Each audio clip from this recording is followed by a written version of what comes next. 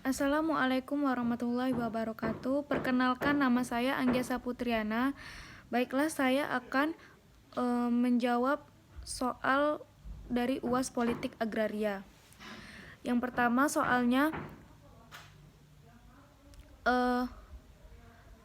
Stolypin reform menghasilkan adagium lento de Tiller, jelaskan dalam konteks politik agraria. Baiklah, jawaban saya pada tahun 1906 sampai 1911 di Rusia lahir pembaruan gaya baru yang dikenal dengan Stolypin Reform. Ciri dari gerakan ini adalah menghapus tanah kepemilikan pribadi, melarang sewa bagi hasil gadai. Hak dan luas garapan disesuaikan dengan kemampuan petani dan melarang menggunakan buruh upahan.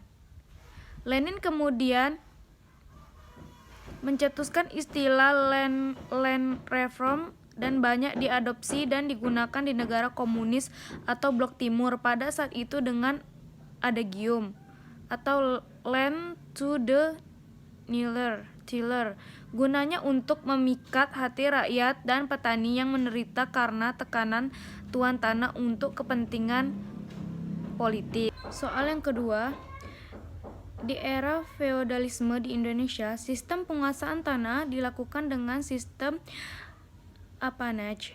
Jelaskan dan berikan contoh penerapannya.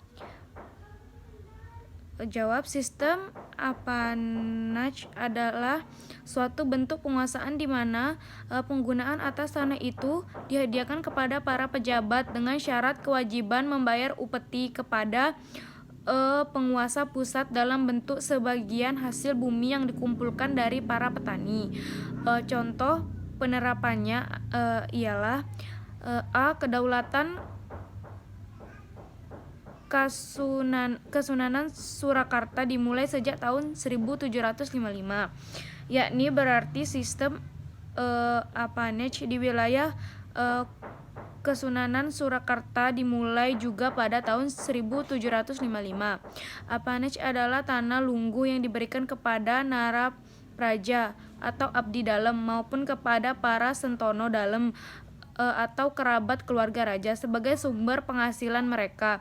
Tanah appanage merupakan bagian dari tanah narawita atau tanah milik kerajaan. Bumi narawita yang diperuntukkan sebagai tanah pinjam, sebagai tanah lunggu sumber penghasilan para narapraja maupun sentono dalam, disebut tanah appanage. Bumi narawinata yang diperuntukkan sumber penghasilan istana kerajaan disebut bumi pangrembe. Luas bumi narawita Kesunanan Surakarta dalam laporan tentang luas tanah Kesunanan oleh Rover tahun 1830 disebutkan sebanyak 1.400 jung atau 1 jung sama dengan 4 caca atau bau. Sebanyak 3,360 jung diberikan sebagai appanage kurang dari 100 orang narapraja. 4.400 jung diberikan sebagai appanage bagi 2.008 orang sentono dalam, sedangkan sisanya seluas 1.400 jung diperuntukkan sebagai bumi pangrembe. Tanah appanage yang disewakan untuk perkebunan swasta menurut laporan tahunan pemerintah kolonial Belanda, yaitu pada tahun 1880 seluas 388. Caca tahun 1885 seluas 249,517 caca. Tahun 1890 seluas 246,127 caca. Soal nomor 3. Apa saja yang menjadi tujuan UUPA? Jawab, 1. Meletakkan dasar-dasar bagi penyusunan hukum agraria nasional yang akan merupakan alat membawakan kemakmuran, kebahagiaan, dan keadilan bagi negara dan rakyat, terutama rakyat tani dalam rangka masyarakat yang adil dan makmur. 2. Meletakkan dasar-dasar untuk mengadakan kesatuan dan kesederhanaan dalam hukum pertahanan. 3. Meletakkan dasar-dasar untuk memberikan kepastian hukum mengenai hak atas tanah bagi rakyat seluruhnya. Soal nomor 4. Apa saja yang termasuk cakupan politik etis dan kenapa bisa mempengaruhi masalah agraria di Indonesia? Jawabannya ialah politik etis atau politik balas budi adalah pemikiran progresif yang menyatakan pemerintah Belanda mempunyai kewajiban moral menyejahterakan penduduk Hindia Belanda atau Indonesia sebab telah memberikan kemakmuran bagi masyarakat dan kerajaan Belanda yang meliputi irigasi, imigrasi, dan edukasi. Politik etis bisa mempengaruhi masalah agrarian di Indonesia karena kebijakan yang telah dilakukan, yaitu kebijakan irigasi dimulai dengan membangun dan memperbaiki pengairan-pengairan dan bendungan di seluruh kawasan Hindia Belanda untuk keperluan pertanian. Lalu kebijakan imigrasi dilakukan dengan mengajak penduduk untuk bertransmigrasi untuk memenuhi kebutuhan pekerja di wilayah pertanian dan perkebunan, dan edukasi, yakni memperluas dalam bidang pengerjaan dan pendidikan, sehingga masyarakat pribumi memperoleh kesejahteraan dari ketidakadilan dan eksploitasi kekayaan alam dari pemerintah Belanda yang selama ini dirasakan. Soal nomor 5, jelaskan ciri khas gerakan sosial perlawanan para petani terhadap kolonialisme tahun 1830-an. Jawab, gerakan yang pertama ada gerakan protes petani. Cirinya, bandit sosial pedesaan sebagai ungkapan protes terhadap perilaku atau kebijakan dilakukan oleh pemerintah kolonial dan penguasa tanah partikulir. Yang kedua ada gerakan Ratu Adil. Cirinya adalah adanya seorang pemimpin yang dianggap seperti nabi karena mendapatkan wahyu dan diikuti oleh segolongan orang yang percaya kepadanya. Yang ketiga ada gerakan Samin, adalah sebuah upaya untuk melawan penjajahan Belanda yang dilakukan tanpa kekerasan. Gerakan sosial ini dilakukan oleh pengikut ajaran Saminisme yang diajarkan oleh Samin Suresentiko. Latar belakang gerakan Samin adalah adanya tekanan ekonomi yang disebabkan oleh kebijakan-kebijakan pemerintah Hindia Belanda serta kekhawatiran dari petani berkecukupan akan hilangnya kedudukan atau statusnya. Ciri khas gerakan Samin adalah dilakukan tanpa kekerasan, seperti aksi tidak membayar pajak dan menolak untuk patuh terhadap peraturan pemerintah kolonial. Ciri-ciri yang ditemukan pada semua perlawan petani berupa gerakan sosial adalah milerianisme atau ajaran-ajaran akan datangnya zaman kemasan, mesianisme atau kepercayaan pada Ratu Adil, nativisme, gerakan untuk kembali ke adat kuno, dan perang suci, ajaran-ajaran untuk berjihad. Unsur-unsur ideologis ini tidak dapat dibedakan secara tegas. Dalam setiap pemberontakan kaum petani senantiasa terdapat keempat ciri tersebut secara bervariasi. Soal nomor 6. Berbagai organisasi underbow partai politik dalam pergerakan petani di masa lalu banyak dan aktif. Sebutkan salah satunya dan jelaskan kegiatannya secara ringkas. Jawaban saya, Sentral Organisasi Buruh Seluruh Indonesia atau SOBSI. SOBSI tidak hanya melakukan kegiatan organisasi internal, namun juga aksi-aksi eksternal.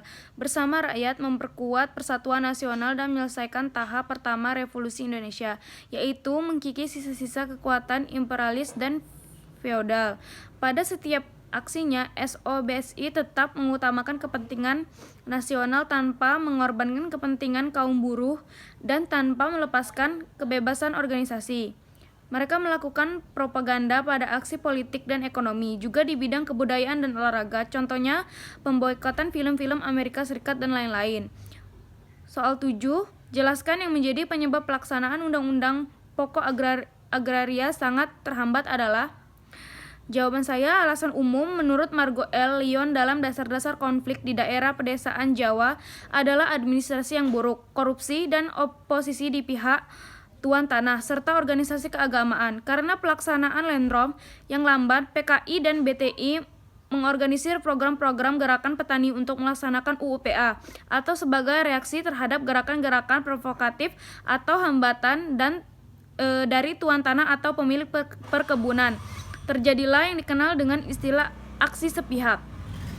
Soal nomor 8, siapa yang disebut sebagai 5 kelas sosial pedesaan menurut Nur Fauzi dalam petani dan penguasa? Jawab, nomor 1 tuan tanah, yakni pemilik-pemilik tanah mulai dari 10 ha ke atas hingga ratusan hektar. Mereka tidak mengerjakan sendiri, melainkan menyewakannya pada pihak lain dengan sewa berupa uang atau hasil bumi secara bagi hasil.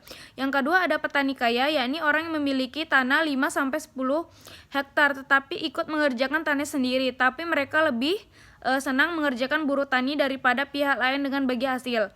Yang ketiga ada petani sedang, meliputi petani yang memiliki tanah 1-5 hektar. Mereka mengajarkan tanahnya sendiri dengan alat-alat pertanian sendiri. Yang keempat ada petani miskin, dicirikan dengan pemilik tanah yang sempit atau kurang dari 1 hektar. Kehidupannya tidak cukup hanya dari hasil taninya karena petani miskin juga mengerjakan tanah petani kaya atau tuan tanah. Yang kelima ada buruh tani, yakni umumnya petani yang tidak memiliki alat produksi sama sekali, kehidupannya bergantung pada tenaga yang ia jual.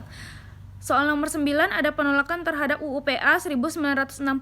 Terjadi di tingkat elit, ada 3 golongan terpecah. Sebutkan dan jelaskan pendapat umum masing-masing anggota. Baik, jawaban saya adalah adapun golongan yang terpecah, yakni pertama golongan radikal yang berada di unsur PKI, PNI, dan Partai Murba. Mereka mengusulkan pembagian tanah didasarkan atas prinsip tuan tanah hanya mereka yang menggarap. Kedua, golongan konservatif yang terdiri dari unsur-unsur Partai Islam dan sebagai PNI. Mereka menolak tuduhan bahwa telah terjadi penghidupan karena penguasaan tanah yang luas. Mereka juga menolak pembatasan luas pemilik tanah. Ketiga, golongan kompromis, mereka pandangan golongan radikal, namun mereka menganjurkan penerapannya secara bertahap. Soal nomor 10, sebutkan dengan pelaksanaan UU PA hanya berlangsung 5 tahun, apa yang belum tercapai dalam 5 tahun awal pelaksanaan dan mengapa. Yang nomor 10 ada jawaban saya, saat program Landform tersebut diluncurkan, kondisi politik di Indonesia sedang labil. Pada masa itu dikenal pendekatan politik sebagai panglima, di mana tiap kebijakan pemerintah dimaknai dalam konteks politik. Partai Komunis Indonesia atau PKI kemudian menjadi Landform sebagai alat yang ampuh untuk memikat simpatisan. Landform diklaim sebagai alat perjuangan partai mereka dengan menjanjikan tanah sebagai faktor penarik untuk perekrutan anggota. Pola ini memang kemudian menjadikan PKI cepat disenangi oleh masyarakat luas, terutama di Jawa yang petaninya sudah merasakan kekurangan tanah garapan. Namun bagi petani bertanah luas, Landform merupakan ancaman bagi mereka, baik secara politik maupun ekonomi, yaitu kekhawatiran terhadap akan menurunnya luas penguasaan tanah mereka yang akhirnya berimplikasi kepada penurunan. Soal nomor 11, pendapat keluarga dan kesejahteraan. Jelaskan gaya politik Orde Baru yang mempengaruhi masalah agrarian di Indonesia. Jawaban saya, lahirnya Orde Baru akan memperbaiki dan menjalankan pembangunan itu sendiri. Dalam prinsipnya adalah pembangunan ekonomi yang tinggi karena didorong oleh masuknya modal ke dalam suatu negara, stabilitas politik dan keamanan demi terjaminnya pertumbuhan ekonomi. Pemerintahan Orde Baru dalam kebijakan agraria mengambil jalan dikenal dengan kebijakan revolusi hijau, kebijakan Haguna Usaha atau HGU, dan kebijakan perubahan paradigma pembangunan revolusi hijau yang menjadi jalan Orde Baru dalam membangun sektor pertanian diketahui oleh menghasilkan mentalitas petani yang selalu tergantung pada input dari luar, mulai dari pemilihan bibit unggul, pestisida sampai pada alat pembajakan sawah yang serba modern. Praktek pemberian HGU pada perusahaan besar perkebunan menyebabkan petani kehilangan akses terhadap alat produksi utama, yakni tanah. Perkebunan berupa HGU selama itu identik dengan kegiatan investasi yang difasilitasi negara atas dasar mengejar devisa, hanya dapat diakses oleh para pemilik modal besar. Paradigma membangunnya Orde Baru dengan kebijakan pertanahan lebih diajukan untuk memfasilitasi kebutuhan pembangunan dan eksploitasi sumber daya alam. Pergeseran orientasi ekonomi politik agraria dari sektor pertanian ke industrialisasi dan investasi telah melegitimasi dan mendorong eksploitasi sumber daya alam milik rakyat. Soal nomor 12, jelaskan yang bukan sektor agraria yang menjadi andalan Orde Baru dan mengapa. Jawaban saya, pada sektor agrarian, program pembangunan kapitalis berupa revolusi hijau, eksploitasi hutan, dan agroindustri. Adapun program andalan Orde Baru adalah revolusi hijau, yakni swasembada beras, karena sejak awal tujuan program ini adalah meningkatkan produksi beras secara luar biasa tanpa mengubah bangunan sosial pedesaan. Hal ini berbeda dengan landform yang berusaha mengubah bangunan sosial pedesaan melalui pemerataan penguasaan tanah. Soal nomor 13, jelaskan yang dimaksud dengan reforma agraria yang belum berjalan di Indonesia. Jawaban saya, reforma agraria atau disebut juga pembaruan agraria adalah proses restrukturisasi atau penataan ulang susunan kepemilikan, penguasaan dan penggunaan sumber-sumber agraria, khususnya tanah. Reforma agraria merupakan salah satu program prioritas nasional yang ditingkatkan pemerintah Jokowi JK dalam upaya membangun Indonesia dari pinggir serta meningkatkan kualitas hidup. Sebagaimana terkandung dalam nawacita Jokowi JK menilik sebelumnya pada UU Pokok Agraria tahun 1960. Terdapat 3 tujuan mulia yang ingin dicapai. Pertama, menata ulang struktur agraria yang timpang jadi berkeadilan. Yang kedua, menyelesaikan konflik agraria. Dan ketiga, menyejahterakan rakyat setelah reforma agraria dijalankan. Reforma agraria secara fundamental memberikan program-program yang dapat menuntaskan masalah kemiskinan masyarakat desa, meningkatkan kesejahteraan dengan kemandirian pangan nasional, meningkatkan produktivitas tanah, memberikan pengakuan hak atas tanah yang dimiliki baik secara pribadi, negara, dan tanah milik umum yang pemanfaatnya untuk memenuhi kepentingan masyarakat.